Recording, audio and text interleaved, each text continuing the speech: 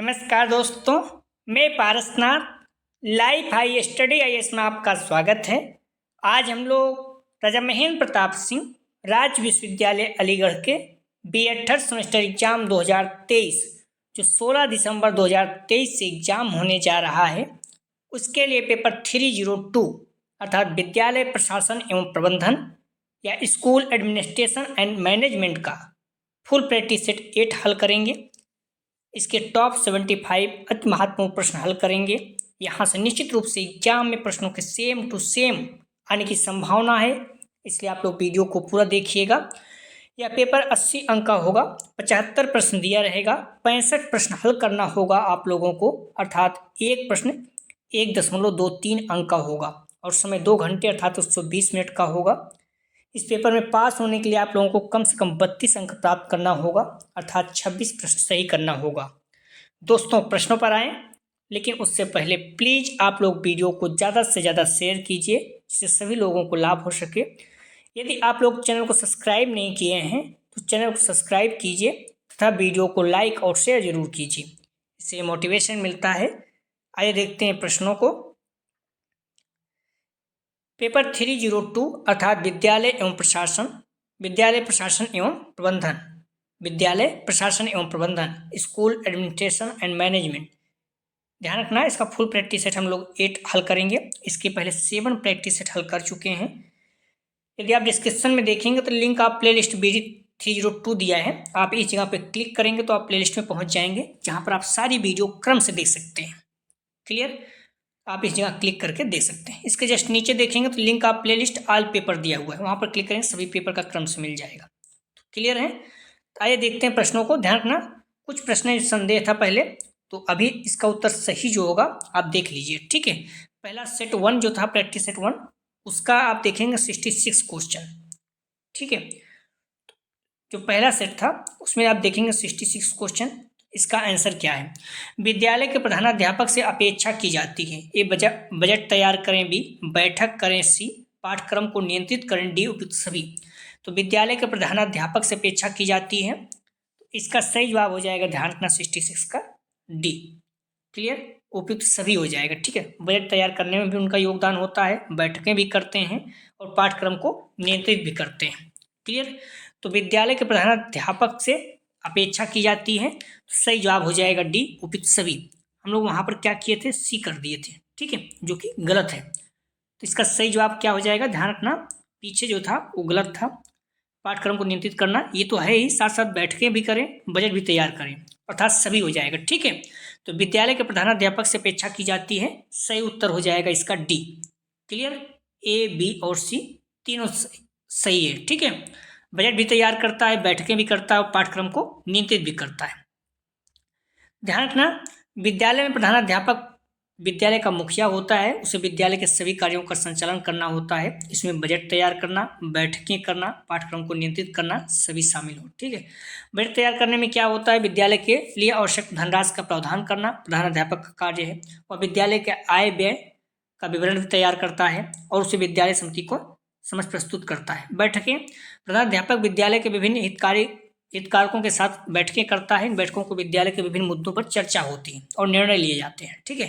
पाठ्यक्रम को नियंत्रित करना, विद्यालय में पढ़ाए जाने वाले पाठ्यक्रम का नियंत्रण प्रधानाध्यापक के हाथ में होता है। वह पाठ्यक्रम को समय समय पर समीक्षा करता है और सत्तानुसार परिवर्तित करता रहता है। क्लियर है? और सेट 1 का ही देखेंगे 55 क्वेश्चन, तो उसमें था कक्षा प्रबंधन में कक्षा कार्यों व क्रियाकलापों का किया जाता है। तो संचालन है ही, साथ साथ समन्वय भी है, ठीक है। समन्वय मतलब जोड़ना। तो कक्षा प्रबंधन द्वारा कक्षा कार्यों का और क्रियाकलापों का संचालन तो किया ही जाता है, साथ साथ समन्वय मतलब जोड़ा भी जाता है, ठीक है।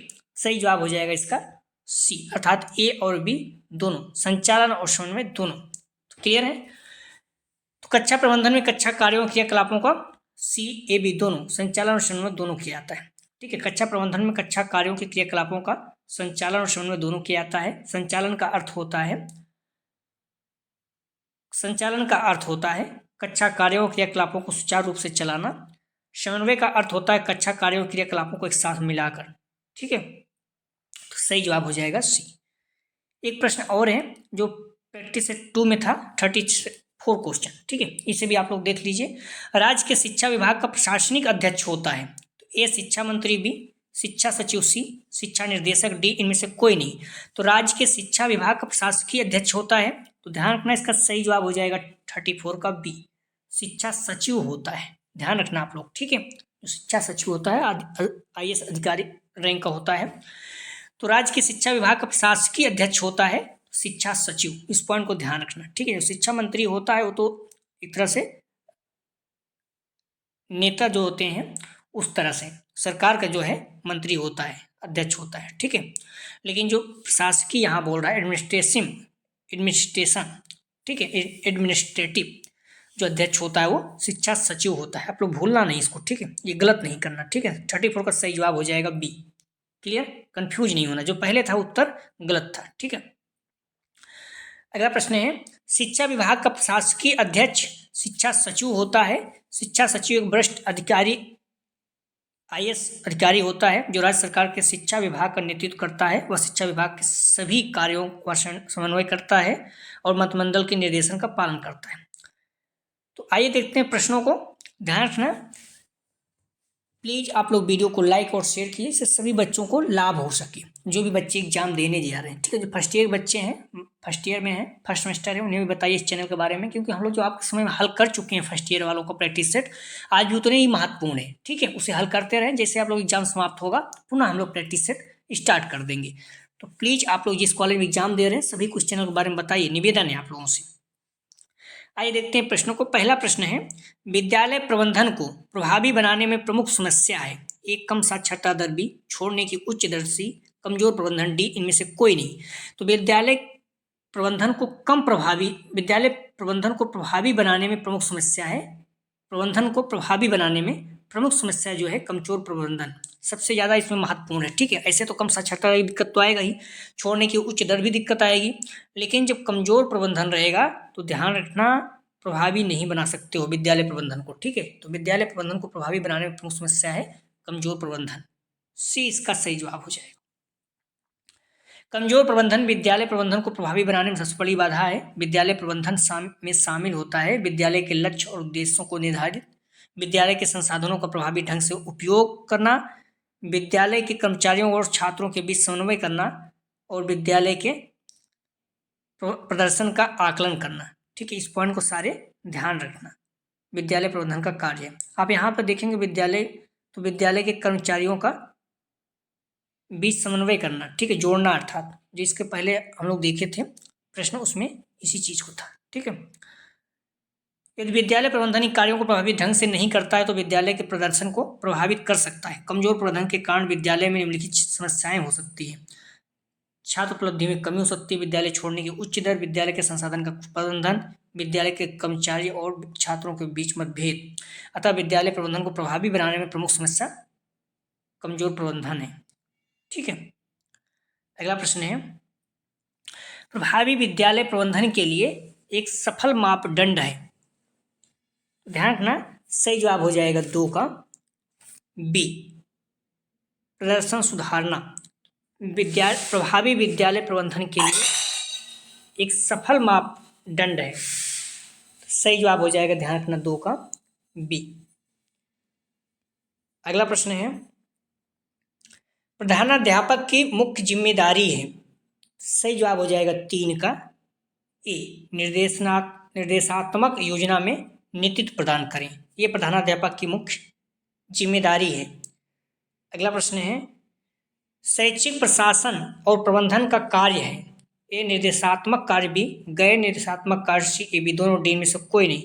शैक्षिक प्रशासन और प्रबंधन का कार्य क्या है, सही जवाब हो जाएगा 4 का सी, ए बी दोनों, निर्देशात्मक कार्य और गैर निर्देशात्मक कार्य दोनों।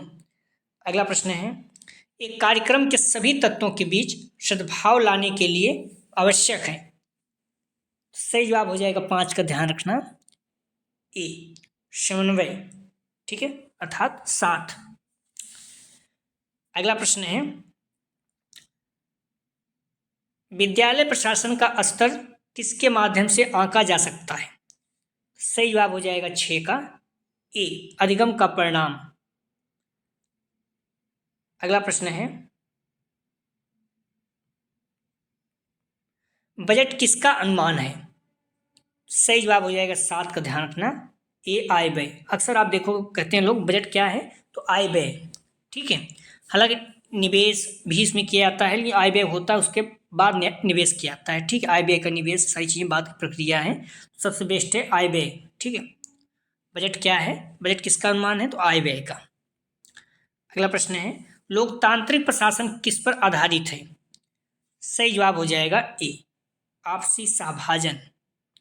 अगला प्रश्न है, गैर विकास बजट में शामिल है। गैर विकास बजट में ए भवनों का रखरखाव, बी वेतन, सी चालू खर्चे, डी सभी।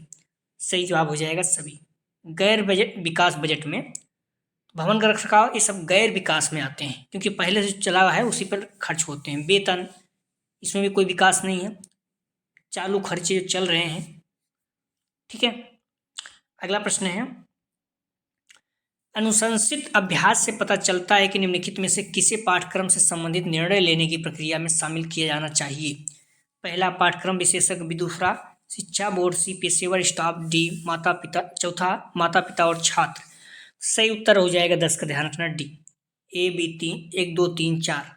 अर्थात अनुशंसित अभ्यास से पता चलता है कि निम्नलिखित में से किसे पाठ्यक्रम से संबंधित निर्णय लेने की प्रक्रिया में शामिल किया जाना चाहिए। तो सभी पाठ्यक्रम विशेषज्ञ, शिक्षा बोर्ड, पेशेवर स्टाफ, माता पिता और छात्र।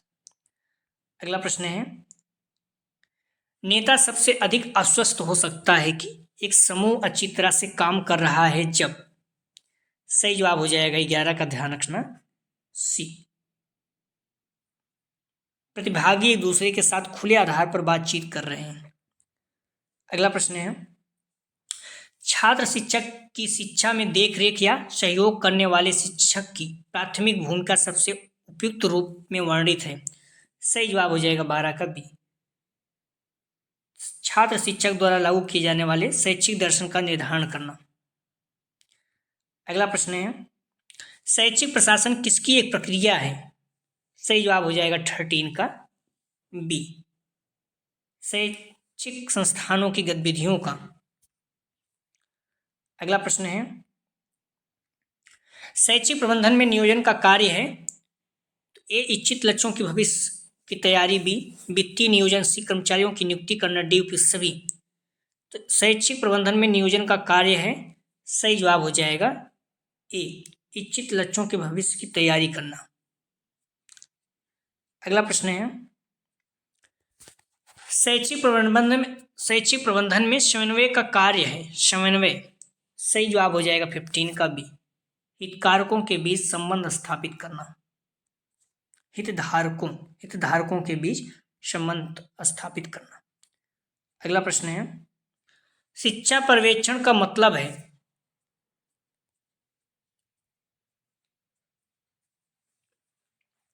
ए शिक्षण अधिगम प्रक्रिया के विकास में सहायता करना, बी वह अनुशासन जिसके द्वारा हम दूसरों के मामलों को नियंत्रित करते हैं, सी ए बी दोनों, डी में से कोई नहीं। सही जवाब हो जाएगा सी ए बी दोनों। अगला प्रश्न है, कार्य का विभाजन निम्नलिखित में से किस कार्य के अंतर्गत आता है। सही जवाब हो जाएगा बी, संगठन। अगला प्रश्न है, वह प्रक्रिया जिसके द्वारा संगठन अपनी मानव संसाधन आवश्यकताओं को पूरा करता है। सही जवाब हो जाएगा डी, नियुक्तिकरण। अगला प्रश्न है, प्रबंधन की निम्नलिखित विशेषताओं में से कौन सी गलत है। ए प्रबंधन एक लक्ष्य उन्मुख गतिविधि है, बी प्रबंधन अमूर्त है, सी प्रबंधन समस्या पैदा करने वाला दृष्टिकोण है, डी प्रबंधन बहुविषयक है। सही जवाब हो जाएगा 19 का सी, प्रबंधन समस्या पैदा करने वाला दृष्टिकोण है। ठीक है, गलत है, प्रबंधन समस्या पैदा नहीं करता है। अगला प्रश्न है, प्रबंधन बहुविषयक है, इसका मतलब है कि। सही जवाब हो जाएगा ए, प्रबंधन कई अन्य विषयों के ढांचे की मदद से विकसित किया गया है। अगला प्रश्न है, महत्वपूर्ण है, द स्टडी ऑफ एडमिनिस्ट्रेशन का प्रकाशन किसने कराया। सही जवाब हो जाएगा ए, वुडरो विल्सन। अगला प्रश्न है, बीसीएस के अनुसार शिक्षा की प्रशासनिक क्रिया की, बीसीएस के अनुसार शिक्षा की प्रशासनिक क्रिया की क्रियाएं हैं।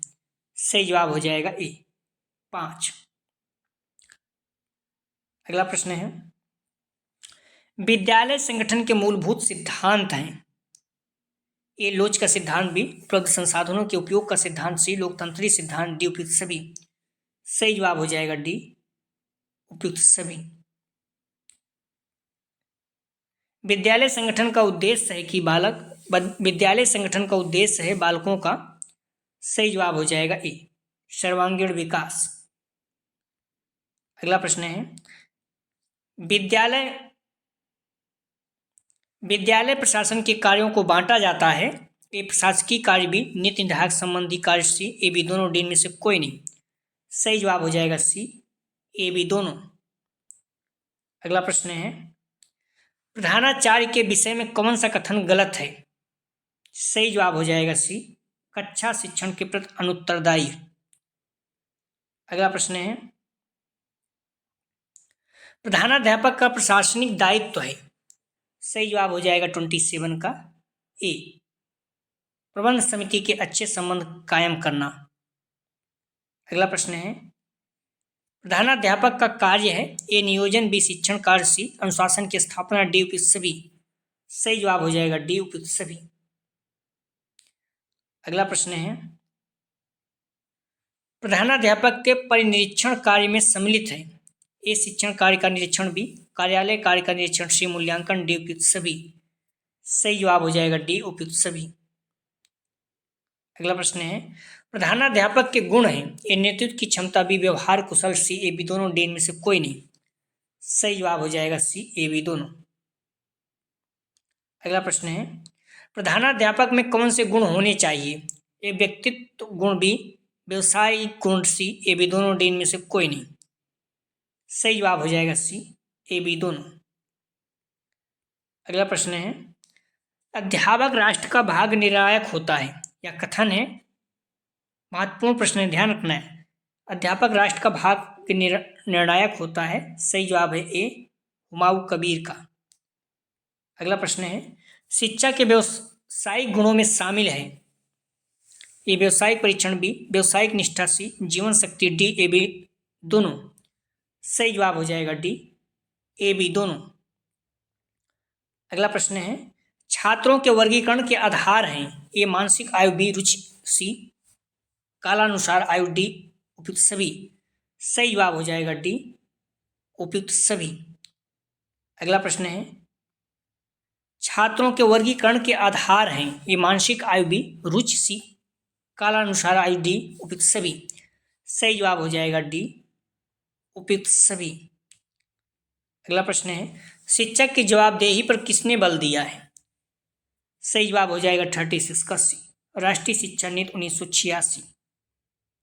अगला प्रश्न है विद्यालय की स्थिति कैसे स्थान पर होनी चाहिए। तो ध्यान रखना विद्यालय की स्थिति, सही जवाब हो जाएगा 37 का डी ऐसा स्थान जहां की जलवायु व भूमि न तो अधिक शुष्क हो न नम। ऐसा स्थान जहां की जलवायु व भूमि न तो अधिक शुष्क न नम। ठीक, ऐसी जगह पर विद्यालय स्थापित करना चाहिए। अगला प्रश्न है कक्षा में सीटों की व्यवस्था की जा सकती है। क्षैतिज रूप से सी, बी शीर्षात्मक रूप से सी, अर्धगोलाकार ढंग से डी उपयुक्त सभी। सही जवाब हो जाएगा डी उपयुक्त सभी। अगला प्रश्न है पुस्तकालय विद्यालय का हृदय है, किसका कथन है। महत्वपूर्ण ध्यान रखना। सही जवाब हो जाएगा ए जॉन ड्यूवी ने कहा कि पुस्तकालय जो है विद्यालय का हृदय होता है। अगला प्रश्न है छात्र अध्यापक में गुण होना या होने चाहिए। ए कुशल संगठन, बी न्यायप्रियता, सी नेतृत्व क्षमता, डी उपयुक्त सभी। सही जवाब हो जाएगा डी उपयुक्त सभी। अगला प्रश्न है MBO उद्देश्यों द्वारा प्रबंधन, जिसे योजना द्वारा प्रबंधन के रूप में भी जाना जाता है, किसके द्वारा तैयार की गई थी। सही जवाब हो जाएगा सी पीटर एफ ड्रैकर। अगला प्रश्न है लाइसेज फेयर किस भाषा का शब्द है। सही जवाब हो जाएगा बी फ्रेंच। लाइसेज फेयर फ्रेंच भाषा का वाक्यांश है जिसका अर्थ होता है करने दो, अर्थात जैसा चाहे वैसे करने दो, कोई रोक टोक मत लगाओ। अगला प्रश्न है प्रणाली विश्लेषण का मुख्य उद्देश्य क्या है? सही जवाब हो जाएगा सी। शिक्षा प्रबंधन एवं प्रबंध को वैज्ञानिक आधार देना। अगला प्रश्न है, हेनरी फियोल द्वारा प्रस्तावित प्रबंध प्रिंसिपल की संख्या कितनी है? हेनरी फियोल द्वारा प्रस्तावित प्रबंध प्रिंसिपल की संख्या कितनी है? सही जवाब हो जाएगा सी, 14। अगला प्रश्न है, किसी भी नई रणनीति पर निर्णय लेने से पहले अपने संगठन के वर्तमान स्थिति का आकलन करने के लिए कौन सा विश्लेषण किया जाता है? सही जवाब हो जाएगा डी, SWOT अर्थात SWOT। अगला प्रश्न है, SWOT में यस पद क्या विश्लेषण करता है?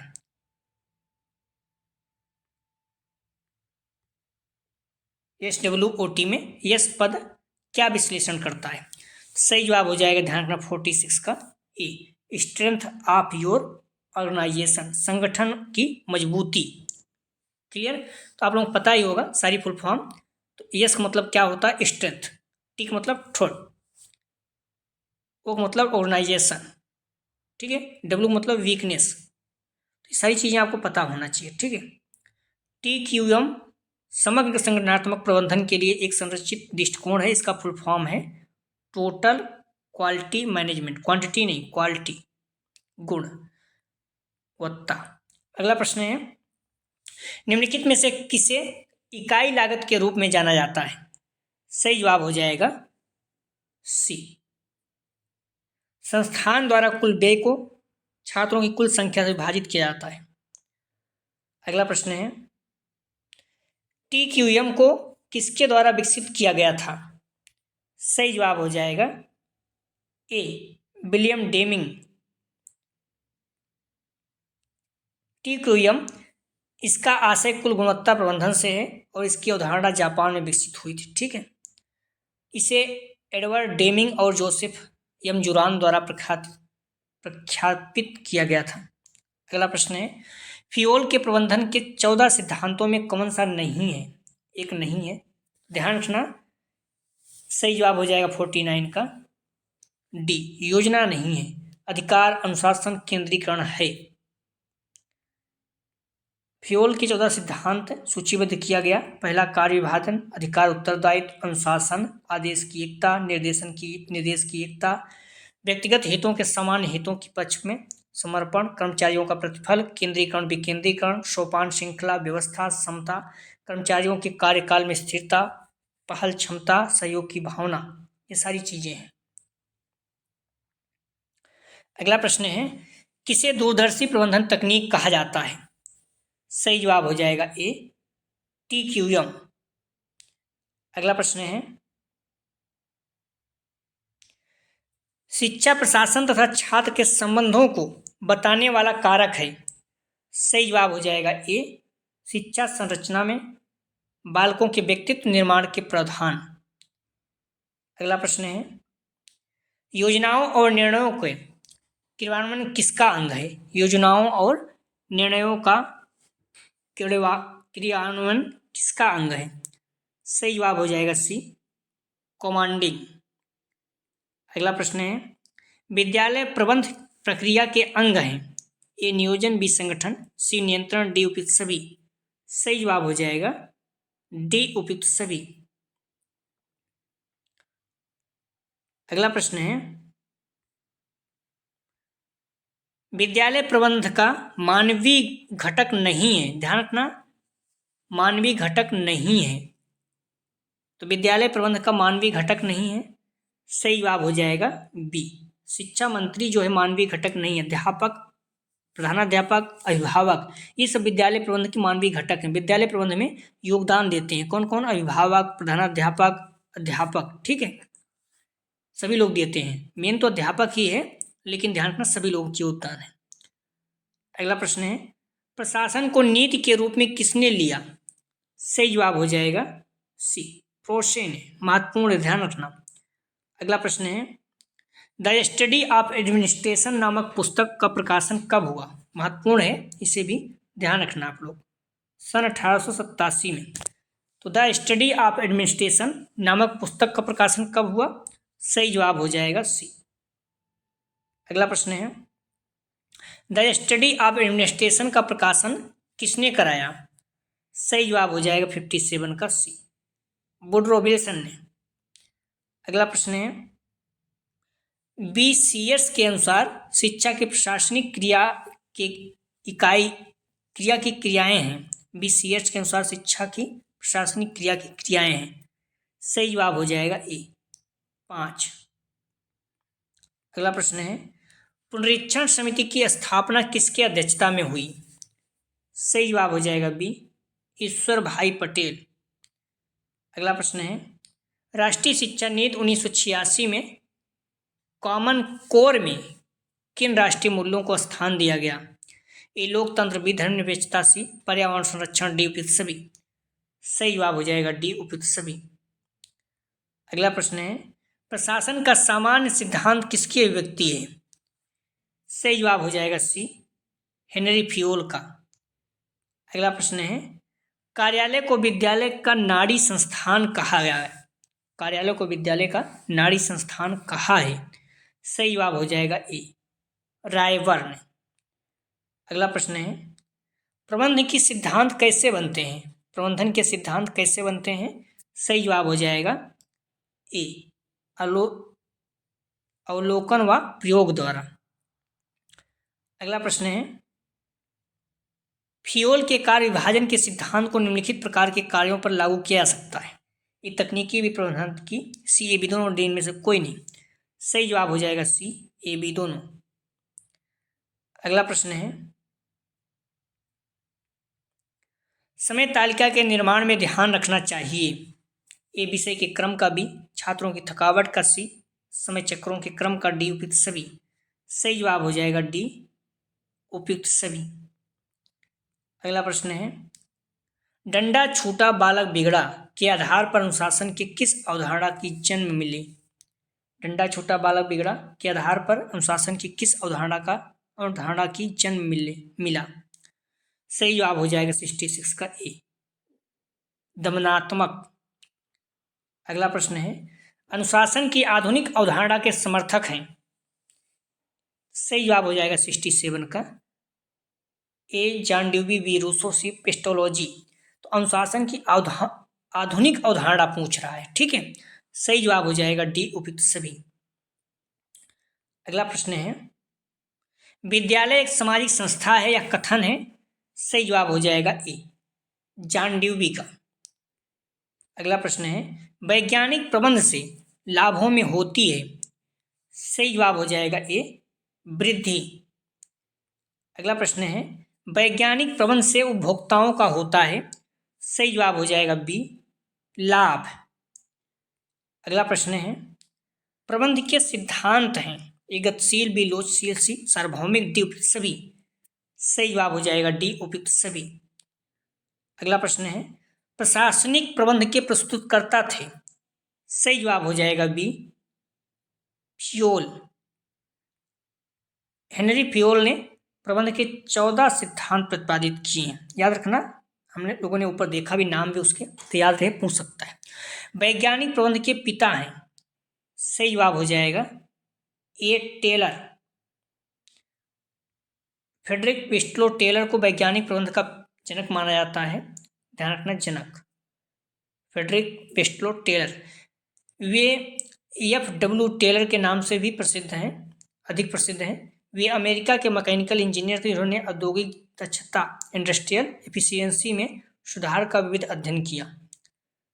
अगला प्रश्न है, वैज्ञानिक प्रबंध का मूलाधार है। सही जवाब हो जाएगा 74 का ए मानसिक क्रांति। अगला प्रश्न है, हेनरी फियोल का जन्म हुआ था। सही जवाब हो जाएगा बी फ्रांस। अगला प्रश्न है, ध्यान रखना, हेनरी फियोल 29 जुलाई 1841 नवंबर 1925 फ्रांस के खनन इंजीनियर तथा प्रबंध सिद्धांतकार थे। अगला प्रश्न है, वैज्ञानिक प्रबंध में उत्पादक है। वैज्ञानिक प्रबंध में उत्पादक है। सही जवाब हो जाएगा 76 का ए अधिकतम। अगला प्रश्न है, जो किसी समस्या को स्टेप बाय स्टेप हल करता है उसे कहा जाता है। सही जवाब हो जाएगा ए, एल्गोरिथम। एल्गोरिथम। अगला प्रश्न है, DDL का पूरा नाम है। सही जवाब हो जाएगा 78 का ए, डाटा डिफिनेशन लैंग्वेज। अगला ध्यान रखना, DDL का पूर्ण रूप या पूरा नाम है डाटा डिफिनेशन लैंग्वेज। सबसे अधिक इस्तेमाल किया जा रहा है, जिसका उपयोग गवर्नमेंटल मिलिट्री खंड में किया जाता है। अगला प्रश्न है, इंफॉर्मेशन फ्लो चार्ट प्रस्तुत करता है। सही जवाब हो जाएगा, ध्यान रखना ए, सिस्टम को ग्राफिकली प्रस्तुत करना। अगला प्रश्न है, निम्न में से सिस्टम एनालिसिस के लिए उपयोग किया जाता है। A flow chart, B decision table, C A B दोनों, डी इनमें से कोई नहीं। तो निम्न में से सिस्टम एनालिसिस किया जाता है, सिस्टम एनालिसिस के लिए उपयोग किया जाता है। सही जवाब हो जाएगा 80 का सी, ए बी दोनों, फ्लो चार्ट डिसीजन टेबल दोनों। तो ध्यान रखना आप लोग, 8 जो भी प्रैक्टिस सेट हो रहे हैं, आप डिस्क्रिप्शन में जाएंगे, लिंक आप प्लेलिस्ट इस जगह पे आप इसे क्लिक करेंगे, सारे वीडियो आपको क्रम से मिल जाएंगे, या फिर आप प्लेलिस्ट में जाके भी प्राप्त कर सकते हैं। ठीक है, क्रम से सारी वीडियो आपको मिल जाएगी। एक प्रैक्टिस सेट हम लोग कोशिश करेंगे और हल करने के लिए 9 से टाइम मिलता है सुबह। ठीक है, तो विद्यालय प्रशासन एवं प्रबंधन का फुल प्रैक्टिस सेट 9 हल करेंगे। तो आप लोग परेशान मत होना, आंसर की हम लोग एग्जाम के बाद डालेंगे, क्योंकि सबसे इम्पोर्टेंट है पेपर आप लोगों का अच्छे से हो जाए। तो आप लोग जितना हो सका पढ़े हैं, कोशिश करिए बार बार थोड़ा से रिवीजन बार बार कर लीजिए, इतना टाइम बचे। निश्चित रूप अपने आप पे विश्वास रखिए, बहुत अच्छे आप लोगों को पेपर होंगे। कोशिश करिए जो प्रश्न आ रहा है पूरा एक बार जरूर पढ़ डालिए, क्योंकि कई उससे क्या होता है, कई प्रश्न आते रहते हैं बाद वाले, उसके बाद ही गोला भरिए। ठीक है, तो एक बार पूरा प्रश्न आप एक नज़र देख लिया करें जल्दी से, 2 घंटा बहुत होता है, परेशान ना हुए, बहुत पर्याप्त समय है। तो पढ़ने के बाद उसके बाद जो आ रहा है उसे पहले आप फिल कर लें, उसके बाद अन्य देखें। ठीक है, क्योंकि अगर 65 प्रश्न आपको करना है, ज़्यादा करेंगे तो 65 ही चेक होंगे शुरू के, तो इसलिए कोशिश करिए 65 ही कीजिए, ज़्यादा हो जाएगा कोई दिक्कत नहीं है। क्लियर है? तो आप लोग जितना भी टाइम बचा है प्लीज़ वीडियो को लाइक और शेयर कीजिए। कॉलेज ग्रुप दोस्त यार जो भी हैं, जहाँ से आप बीएड करें, वहाँ जो फर्स्ट ईयर के बच्चे हैं एडमिशन लिए हैं फर्स्ट सेमेस्टर को, उनको बताइए जो आप लोगों के समय में प्रैक्टिस सेट हल किए थे आज उतने ही महत्वपूर्ण है। जब तक मॉडल पेपर या बुक नहीं वो लोग प्राप्त करते हैं, यहाँ से पढ़ते रहे जो आप लोग समय में हल किए थे। ठीक है, तो प्लीज़ वीडियो को लाइक और शेयर कीजिए। वीडियो देखने के लिए धन्यवाद दोस्तों।